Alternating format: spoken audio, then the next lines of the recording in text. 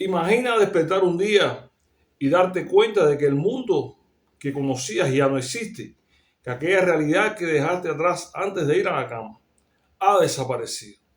Las personas actualmente viajan en el tiempo sin moverse del lugar donde están, utilizando diferentes dispositivos. Pueden ubicarse en cualquier lugar que ellos entiendan, incluso pueden viajar al espacio exterior. Pero existieron casos que fueron reales, existieron a lo largo de la historia ejemplos de personas que por diversas razones, ya fuesen religiosas, fuese una decisión muy personal, por persecución u otras, abandonaron la sociedad, abandonaron el entorno social que les rodeaba y se aislaron del mundo por mucho tiempo. Cuando regresaron encontraron una sociedad totalmente diferente a la cual tenían que hacer frente, a la cual tenían que adaptarse. Vamos a estar viendo hoy algunos de estos casos que la historia ha recogido de personas que viajaron en el tiempo. Un día, cuando regresaron, cuando volvieron a donde habían salido, se dieron cuenta de que totalmente todo había cambiado. El primer caso que vamos a estar analizando aquí se trata de Hiro Onoda, el soldado japonés que nunca pensó, nunca creyó que la guerra hubiese terminado.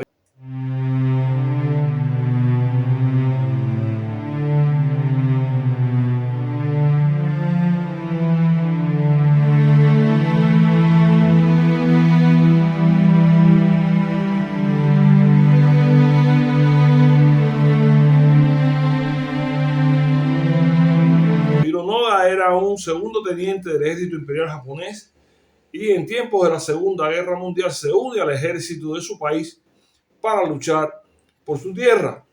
Estaba en una isla de Filipinas junto con un grupo de soldados y cuando llega a 1945 y culmina la guerra, millones de soldados regresan a sus hogares, pero Hiro Onoda no regresó. Hiro Onoda seguía en aquella isla pensando que la guerra continuaba y así estuvo por 29 años con tres compañeros. Uno se entregó en 1950 y los otros dos murieron posteriormente. Hiro Onoda seguía en los montes, en los bosques de esta isla, creyendo que la guerra continuaba y de vez en cuando tenía uno que otro intercambio de disparos con los pobladores de aquel lugar.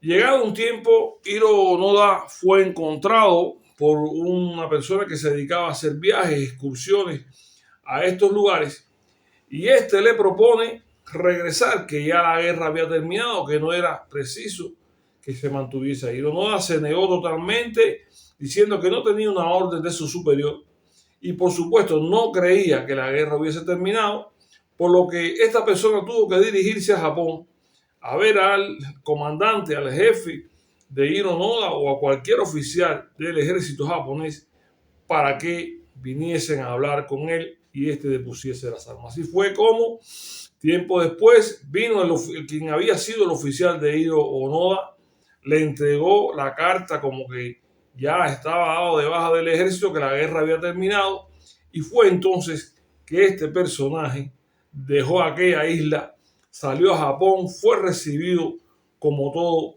un héroe, vivió un tiempo en Japón y posteriormente se trasladó a Brasil, donde vivió también unos cuantos años. Ya a los 91 años regresa a Japón y muere con esta edad. Como hemos visto, Hiro Onoda nunca pensó que la guerra hubiese terminado y estuvo 29 años después de 1945 internado en los montes, en los bosques de aquella isla, pensando que la guerra no había terminado y por tanto no había recibido la orden para retirarse.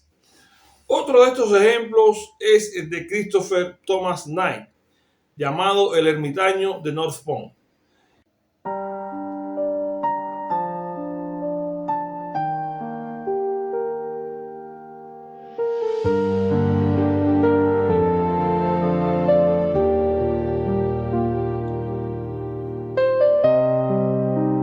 Este hombre a los 20 años se introdujo en los bosques de Kennebec, en Maine, Estados Unidos, y deambuló como ermitaño durante 27 años.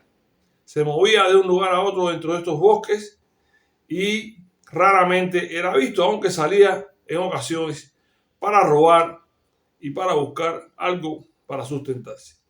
Christopher a los 20 años decidió tomar esta opción de evadirse de la sociedad y construyó una rústica cabaña y se dice que hacía sus alimentos con leña y trataba de no levantar mucho humo para no ser observado. Pero no, aún así tuvo que valerse de salir de vez en cuando a los lugares más cercanos, a las casas, los poblados o los campamentos de personas que había más cercanos para buscar sustento. Así que robó libros, robó herramientas y cosas que le hacían falta. En 1913 es avistado, ya se conocía de la cantidad de robos que había hecho, cerca de 1000 robos, y es avistado y la policía logra tomarlo preso. Es decir, que Christopher Knight estuvo 27 años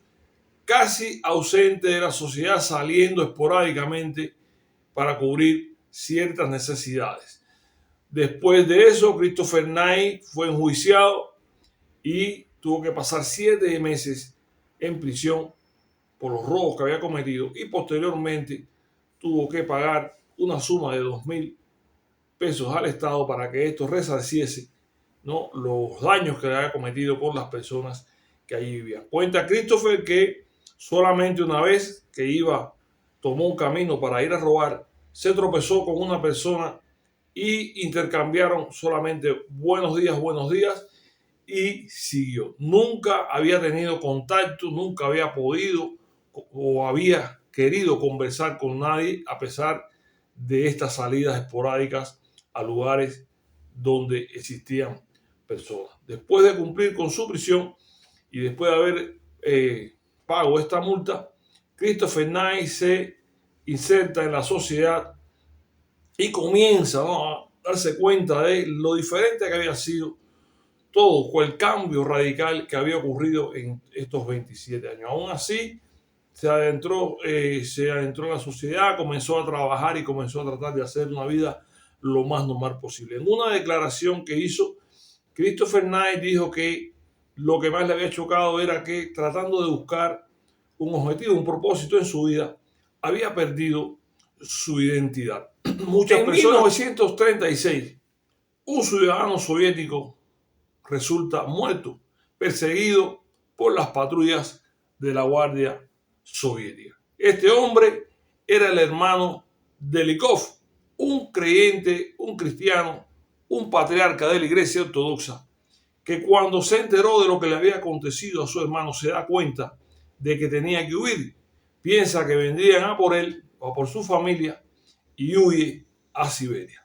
La familia Likov estaba compuesta por el patriarca Isaac Likov, por su esposa y sus 2 hijos. Se adentraron 250 kilómetros en la taigá rusa, fría, inhóspita, realmente un clima muy fuerte y una soledad bastante grande. Allá construyeron una choza y hicieron su vida durante mucho tiempo. En este proceso de estancia de la familia Likov en Siberia, le nacieron 2 hijos más.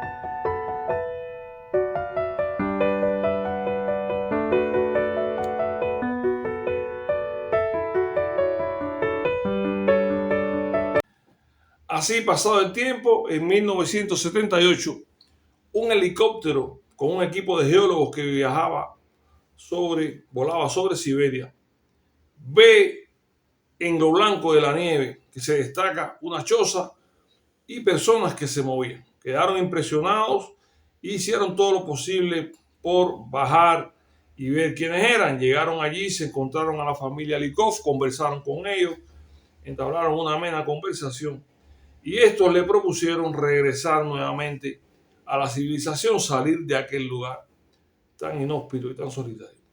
Pero la familia Likov no estuvo de acuerdo.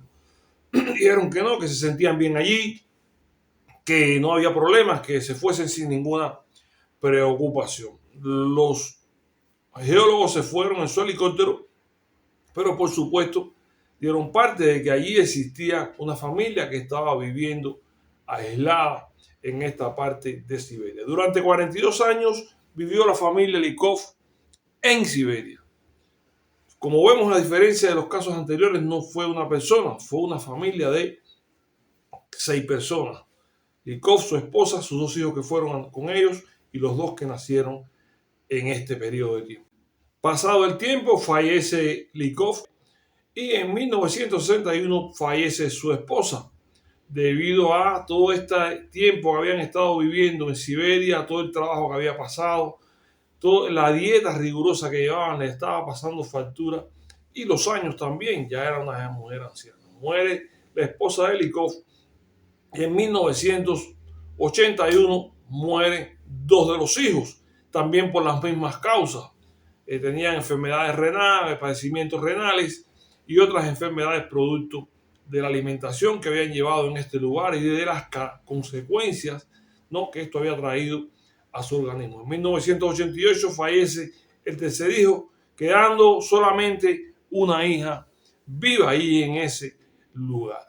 Agafia, la última hija de este matrimonio, se mantuvo ahí en la Siberia criando cabras, criando animales, criando gallinas y desarrollando una vida normal sin ningún tipo de problema. En cierto momento de su vida tuvieron que ingresarla en un hospital por cierta enfermedad que tuvo, pero después de rebasarla regresó a su lugar allí a criar sus animales y a vivir la vida como ella lo había hecho siempre. Se cuenta que mantuvo alguna relación con uno de estos geólogos que posteriormente regresó allí a ver la familia, pero que después, bueno, todo se deshace y ella continúa su vida sola. Se cuenta también que hasta el 2025 Agafia vivía en Siberia todavía, rodeada de sus animales, en aquel ambiente inhóspito, frío, solo, en el cual convivió con su familia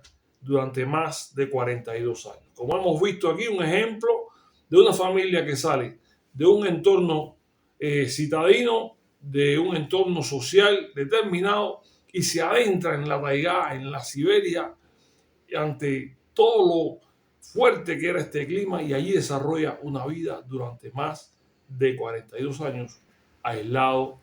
Quienes vuelven después de décadas de ausencia a la sociedad en la cual habían vivido, se enfrentan a una realidad totalmente desconocida y tienen que irse adaptando poco a poco a ella. Todo lo que dejaron atrás ya prácticamente no existe. Hay relaciones familiares que no existen, amigos que ya no están. Todo ha cambiado. La sociedad ha ido evolucionando y muchas cuestiones que ven, muchos aspectos de la vida de ese momento no la entienden y tienen que readaptarse a ese modo de vida.